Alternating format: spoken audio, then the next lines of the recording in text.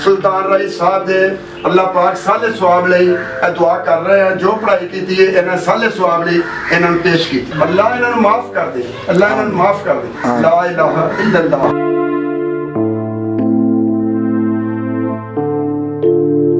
तो हर मुसीबत तो बचाए। और जदों ये रुखसत हो गया सी ना, मैं उस दिन अपना काम छड्ड के पैदल भाटी चौक तो मैं चलिया पैदल ते मैं इत्थे जनाजगाह आया वां बागे जनाह मैं आया।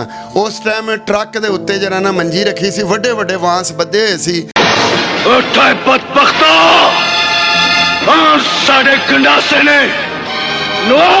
मुदस्सिर की बातों को लाइक करें, सब्सक्राइब करें और बेल आइकन को प्रेस करें ताकि नए आने वाली अपडेट आप तक पहुंच सके। जी तो नाज़रीन, इस वक्त हम मौजूद हैं, कब्र पर आ चुके हैं सुल्तान रईस साहब की। और अगर मेरा कैमरा मैन थोड़ा सा पास है, ये दिखा सकता है कि अलहाज माशाल्लाह, अलहाज यानी इन्होंने काफ़ी हज किए हुए थे सुल्तान रईस साहब ने। और अलहाज सुल्तान रईस साहब शहीद माशाल्लाह। और 2023 के ये मनाजिर हैं कब्र के, आप देख सकते हैं। और माशाल्लाह इन्होंने घर के अंदर एक खुद माशाल्लाह से मस्जिद तमीर हुई थी जहाँ पे लोग आते थे, नमाज भी पढ़ते थे। और वो मस्जिद अभी तक मौजूद है। आज हमारे साथ एक ऐसे बुज़ुर्ग मौजूद हैं जो कि सुल्तान रईस के बारे में बड़ा पर्सनली जानते हैं। उनसे बात करेंगे, जानेंगे कब से उनकी बरसी पे आ रहे हैं, कब से कब्र पे आ रहे हैं और उनकी ज़ाती ज़िंदगी के बारे में क्या कहना चाहते हैं और क्या इल्म रखते हैं उनके बारे में बात करेंगे, जाने। नाज़रीन, बुज़ुर्ग हमारे साथ मौजूद हैं माशाल्लाह से। और हमें सुल्तान रईस की बरसी पे मिले हैं और उनकी कब्र पे भी आए हैं माशाल्लाह। और शमसकारी कब्रिस्तान में मौजूद हैं। बुज़ुर्ग से बात करेंगे उनकी ज़ाती ज़िंदगी के बारे में, क्या ख़यालात रखते हैं और ये माशाल्लाह कब से उनकी बरसी पे आ रहे हैं। और कब्रिस्तान में भी ये माशाल्लाह आते रहते हैं, उनकी कब्र पर दुआगा होते हैं उनकी मफ़रत के लिए और उनके अच्छे मुकाम के लिए। इनसे बात करेंगे, जानेंगे आखिर ये इनका तल्लुक़ किस इलाके से है। अस्सलाम वालेकुम। जी अस्सलाम वालेकुम। सब कैसी तबीयत है? जी शुक्र अल्हम्दुलिल्लाह। मोहम्मद रशीद मेरा नाम है और मैं रईस साहब नूं तकरीबन 38-39 साल तो मैं जानना वा। इन्हां दा जिहड़ा ना घर इत्थे 38-39 साल पहले मैं आया सा। उस तो बाद फिर 2 बरसियां मैं आया वां, 1 बरसी मैं अज आया वां। और मेरे इन्हां दे बड़े अच्छे तलक सी, अच्छा इंसान सी, नमाज पढ़दा सी, बीबियां सिर ते हत्थ रखदा सी, कज्जी पढ़दी, हर बीबी नूं इस तरह करके पैसे देने, जाने कि किसी नूं पता नहीं लगदा। मस्जिदां बनवानियां, मदरसे बनवाने, हर बंदे दे सिर दे उत्ते इन्हें हत्थ रखना जिन्ने जोगा हैगा सी। और अच्छा आदमी सी, मैं कहांगा बहुत अच्छा आदमी सी। इस तो इलावा मैं कुछ नहीं, कोई लफ्ज़ नहीं कह सकदा। और मैं दिल दी गहराइयां दे नाल कह रहा वां, अपने दिलों जान नाल कह रहा वां। और मैं अच्छा ते अज मैं आके इन्हां दरबार ते आके दुआ कीती है। और मैं इंशाअल्लाह आइंदा भी दुआ करता रहांगा और इन्हां दे हक विच पढ़ के इन्हां साले सवाब लई मैं पहुंचांदा रहांगा। अच्छा, ऐसा मेरा एक छोटा सा सवाल है कि देखो बड़े एक्टर ने जिहड़ी दुनिया तो रुखसत हो गए ने, जी जी, जिन्हां दे एक इंडस्ट्री च नाम सी, एक पहचान सी, ठीक है। जिवें मुनव्वर ज़रीफ ला लो, ठीक है, नन्ना ला लो, बड़े वड्डे नाम ने इंडस्ट्री दे। जिस तरह लोग राइस साहब की बरसी ते कब्र ते आंदे ने, इस तरह बाकी मामला बड़े घट वेखे गए ने। क्यों घट? वो इस वास्ते घट, ये मुखलिस आदमी है सी, बहुत ज़्यादा ही मुखलिस सी। और बिल्कुल किसी वाले देखते नहीं सी, अपनी जेब वाले देखना है तो किसी को दे देना है, अगले की जेब वाले नहीं देखना।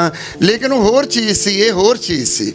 और अल्लाह पाक आइंदा आने वाले वक्त लई इन्हां दी औलाद लई, इन्हां दे घर दे उत्ते अल्लाह पाक अपने रहमत दी छां करे और इन्हां दे बच्चों ते अल्लाह पाक अपनी रहमत करे। आइंदा आने वाले वक्त लई अल्लाह पाक उन्होंने हर बला तो, हर मुसीबत तो बचाए। और जदों ये रुखसत हो गया सी ना, मैं उस दिन अपना काम छड्ड के पैदल भाटी चौक तो मैं चलिया पैदल ते मैं इत्थे जनाजगाह आया वां। ए बाहर मार रोड ते जिहड़ा हैगा वे मैनूं भुल गया, ए पार्क बागे जनाह में आया।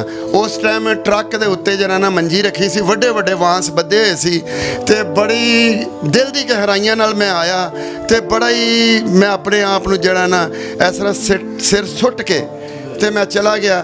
नदीम साहब पिछे खलोते सी और एक होर एक्टर सी, काफ़ी एक्टर है सी। हाँ जी जी।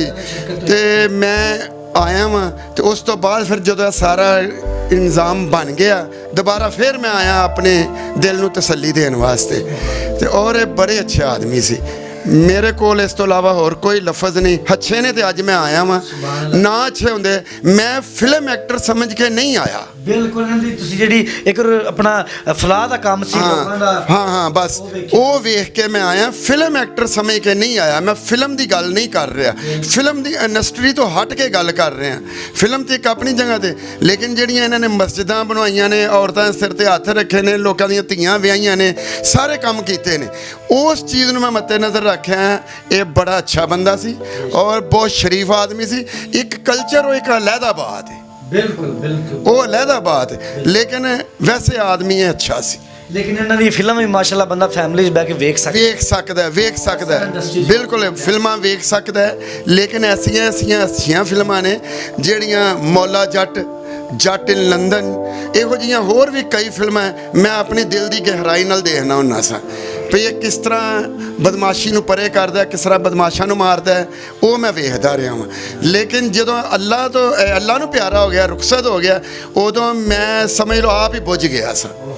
ਇੰਨਾ ਪਿਆਰ ਨਹੀਂ, ਦਿਲ ਦੀ ਗਹਿਰਾਈਆਂ ਤੋਂ ਵੀ ਜ਼ਿਆਦਾ ਪਿਆਰ ਤੇ ਇੱਕ ਪਿਆਰ ਹੁੰਦਾ ਨਾ ਦੂਰੋਂ, ਇਹ ਦਿਲ ਦੀ ਗਹਿਰਾਈ 'ਚ ਪਿਆਰ ਹੈਗਾ ਸੀ।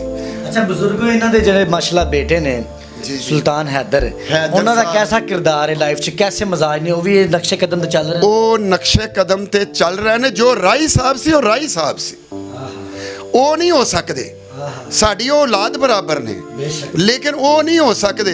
ਲੇਕਿਨ ਇੱਜ਼ਤ ਇਹਤਰਾਮ ਰਾਈ ਸਾਹਿਬ ਦੀ ਵਜ੍ਹਾ ਤੋਂ ਸਾਡੀਆਂ ਨਜ਼ਰਾਂ 'ਚ ਉਹਦਾ ਵੀ ਪਿਆਰ ਹੈ, ਉਹਨਾਂ ਦਾ ਵੀ ਪਿਆਰ ਹੈ, ਘਰ ਦਾ ਵੀ ਪਿਆਰ ਹੈ।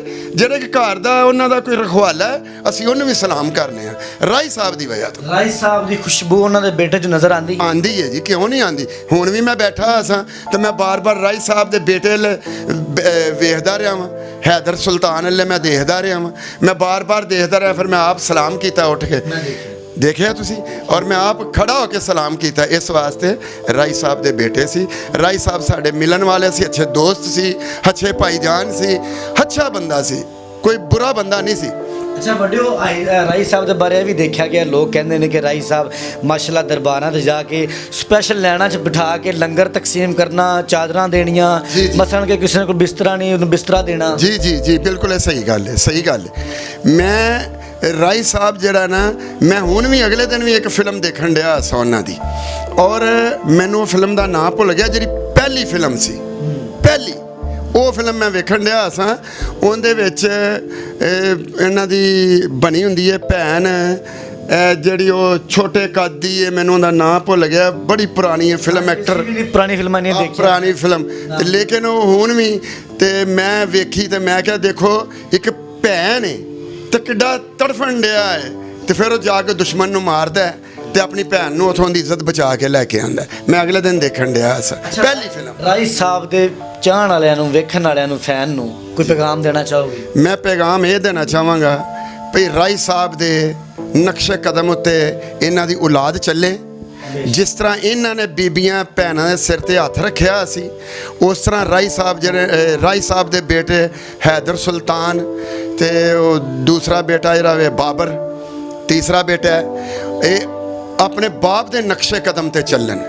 और मेरा नाम मोहम्मद रशीद है, मैं उन्होंने तक अपना पैगाम पहुँचाना चाहना हूँ। देखें बुज़ुर्ग मौजूद थे, हमारे भी बड़ों की तरह हमारे भी माई बाप हैं।